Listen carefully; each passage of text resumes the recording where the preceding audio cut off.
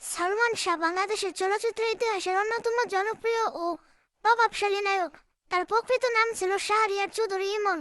খুব অল্প সময়ে অভিনয় জীবন হলেও তিনি 90 দশকের বাংলা সিনেমার নতুন ধারা, আধুনিক ফ্যাশন এবং রোমান্টিক নায়কের একটি স্বতন্ত্র পরিচয় তৈরি করেছিল। তার অভিনীত উল্লেখযোগ্য চলচ্চিত্রের মধ্যে রয়েছে কেয়ামত থেকে কেয়ামত, তোমাকে চাই, স্বপ্নের ঠিকানা এবং আনন্দ সু। বিশেষ করে মৌসুমী এর সঙ্গে তার জুটি দর্শকদের কাছে অত্যন্ত জনপ্রিয় ছিল। 1996 সালের 6 সেপ্টেম্বর মাত্র 25 বছর বয়সে তার মৃত্যু ঘটে, যা আজও বাংলাদেশের অন্যতম আলোচিত ঘটনা। তার মৃত্যু নিয়ে দীর্ঘদিন ধরে নানা আলোচনা ও তদন্ত রয়েছে এবং বিষয়টি এখনো ভক্তের কাছে আবেগের একটি অংশ।